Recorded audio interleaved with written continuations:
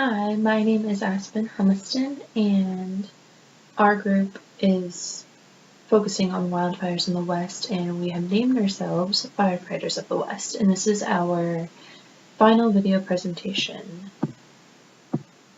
And my name is Aspen Humiston, and I'm from Bellingham, Washington. So over the course of this class, the way that I think about wildfires has evolved drastically. I used to see them as something that was mostly due to human actions, which is still true, but I didn't take into account the fact that human actions are warming the climate, which are also really contributing to the increase in wildfires.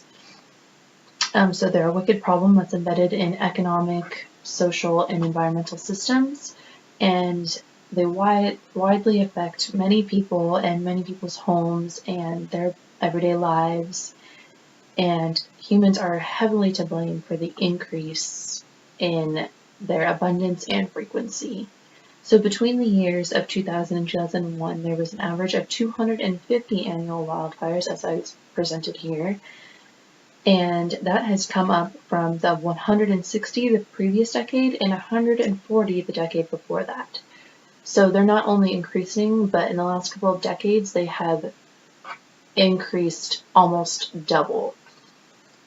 So some would argue that these increases are due to the impacts of invasive grass species that have come around. And others would say that it's because of the resurgence of bark beetles throughout western forests killing millions of trees. So these arguments prove that the causes of the problem are many and that there is not just one solution, making it an undefined solution problem. With so many people from so many different kinds of places, it's impossible to pick one solution, apply it to every place, and hope for a positive outcome. With a wicked problem that's embedded in economic systems, it'll affect politics, it'll affect people's attitudes, it'll affect so many different things. So there's many stakeholders involved with wildfires. One example would be meat manufacturing companies, which produce CO2 emissions that drive forests and encourage the forest fires. Another example would be taxpayers, whose money goes towards protecting property, the lives of people and habitats, and also to providing necessary materials to take fires out and avoid them at all costs. Another would be individuals who live near forests that are prone to forest fires, because obviously their belongings, their homes, their children, their animals are all pretty much at risk for damage. And the last stakeholder involved would be organisms living in wildfire territory. Everything from fungi to cows to woodpeckers are all at stake, and humans are responsible for up to 90% of the wildfires that are happening today. Industrial factories contribute to climate change, which dry the forests and create a fire triggering area. And we're going to talk more about that in the next section. Thank you. Hi, my name is Lene Hunter, and I'm going to be discussing the drivers and indicators that relate to wildfires, as well as the biogeochemical cycle that we've chosen. Wildfires tend to thrive in areas where the area is dry and the environment is warm, and issues such as climate change are contributing to the increasing warmth and dryness in the western regions. This means that wildfires are a constant and continual issue. Wildfires are driven by and influence several biogeochemical cycles, but the one we've chosen to focus on is the water cycle. The water cycle relates to wildfires because wildfires tend to use plants and trees as fuel, and when it does so, it's destroying these plants and trees. And these plants and trees are very important because they're used for transpiration. And transpiration is one way that water is released back into the atmosphere. Transpiration is a process by which water vapor and oxygen are released from the microscopic pores underneath the leaves, called stomates. And transpiration allows for cooler climates and more humidity. Many of the sustainability issues are interrelated and contribute to one another.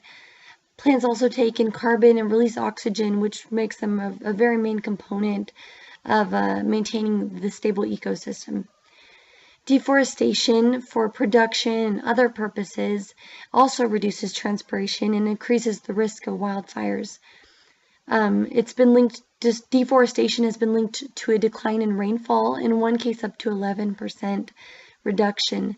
This lack of rainfall influences agriculture, water resources, and the natural ecosystems. The water cycle is also affected by humans who misuse and misappropriate water. And this lack of water and lack of humidity are leading to warmer, drier climates that are prone to wildfires. There are also direct and indirect drivers that contribute to wildfires. These direct drivers include cigarette use, climate change to warmer, drier climates, arson, and campfires. Now, these drivers influence the occurrence of wildfires, but there's also indicators that let us know just how significantly these drivers are affecting the occurrence and severity of wildfires. Some of these indicators include global temperature changes, which can be measured in Celsius, economic cost, which can be up to billions of dollars, public health, which is measured in respiratory issues and medical costs, and the carbon cycle, which can be measured via how much carbon dioxide is in the atmosphere.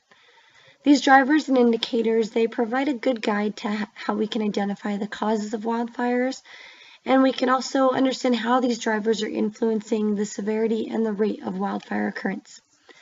Thank you. So where we're headed. 2 separate scenarios describe where we're heading in the future if nothing has changed. In scenario 1, carbon emissions take priority over increasing wildfires. Wildfires in the West continue to increase in number and size.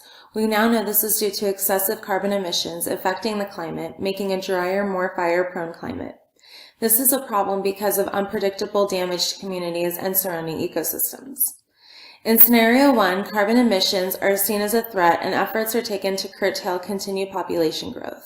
In this scenario, excessive carbon emissions are a high priority, and climatologists and sustainability advisors are turned to for guidance. So focusing on carbon emissions and climate change has a positive effect toward many other wicked problems, including wildfires. We have a couple of indicators that show why these are the 2 scenarios that we came up with. Indicator 1 is that it impacts public health. Smoke inhalation, ash, pollution, reduced air quality. In scenario 1, medical bills will continue to increase, and in scenario 2, public health will improve. Indicator 2 is global temperature change. In scenario 1, if nothing changes, the temperature of the planet will continue to rise, changing climates around the world. In scenario 2, reducing greenhouse gas emissions drastically will help stop the drastic temperature increase and eventually, over time, stabilize climates around the world. Indicator 3 is the economic cost of wildfires, property loss, repairs, and reduced supply of resources. In scenario 1, carbon emissions will continue to be emitted, which leads to the continuing increase of wildfires, increasing economic costs. In scenario 2, carbon emissions begin to decrease, which then will decrease wildfires, which will then reduce the economic costs in this area.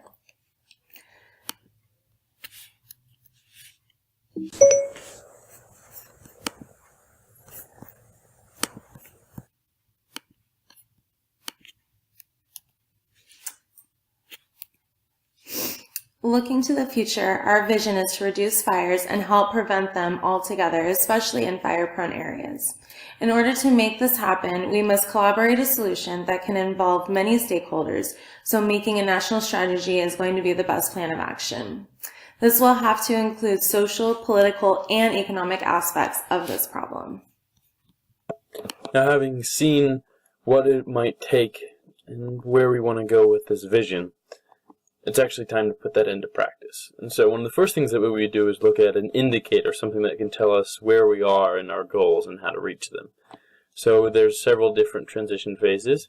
The first one being 2016 to 2021, the first 5 years. So that's going to be essentially looking at slowing down the process of releasing carbon into the air, because atmospheric carbon is complicit in raising the temperatures and globally, and that contributes to the drying out of vegetation, and it makes wildfire seasons even worse. So, looking at slowing that down in the first 5 years, slowing it down even more, and then trying to get it even further below the current yearly average for the rise in parts per million in the atmosphere. So then, of course, more specifically, with that as in mind, looking at the strategy you might use to go about solving this. Essentially, we came up with a 3-step process: restore and maintain landscapes, to adapt communities to be able to handle wildfires, as well as the response of government agencies and such to wildfires. And of course, these come in a myriad of different ways in how to actually implement this. But looking at helping to support this kind of work, implementing measurement and data collection systems, making concerted efforts to record all of this stuff so we have the information that we need to then make informed decisions. A lot of the uncertainty around this is the inability to really hunt down and focus in on a certain cause. And having more information would then allow us to kind of give us more options in which to work with. And then, of course, this also involves a larger role of government in the combating of wildfires, because at this point it's been largely up to the states, but of course the federal government has gotten involved, especially when government lands or federal lands are involved. However, they have not been as proactive in terms of prevention and as well as teaching or preparing communities for wildfires. So the idea is to help get government agencies more involved, get them better funding, and then to, in addition to that data collection system. Now, of course, there's plenty of potential barriers, things that would have to be overcome to actually make this come about. The first being legal red tape. There's plenty of stops in Congress and the Senate along the way that could get any measure trying to be put on hold. That could certainly set the timetable back. And then, of course, the big thing, money, financing. Where do you get the money to fund all of these government agencies that, like the U.S. Forest Service, are getting budget cuts, even now as we speak? And then, of course, it's financing not just for the federal level, but at the state level and for the communities. And in smaller communities, where do they get the money to then get the supplies they need to prepare for wildfires?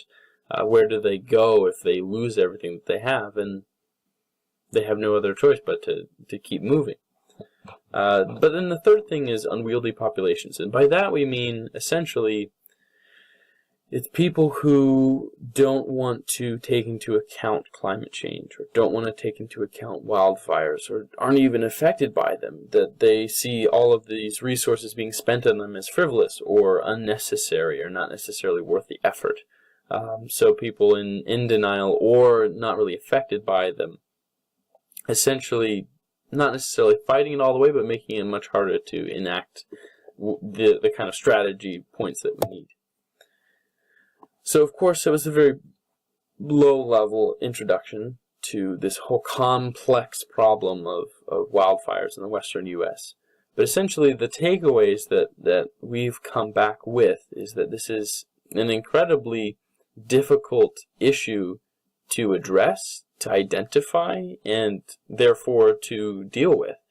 And in the end, it's going to come down to community in order to solve it. Because yes, you can throw all the money you want at it, you can throw all the science you want at it, but when it comes down to it, if a wildfire starts raging, the only people that are able to help are the people who are nearby, who can help, who want to help, whose lives and property is at stake.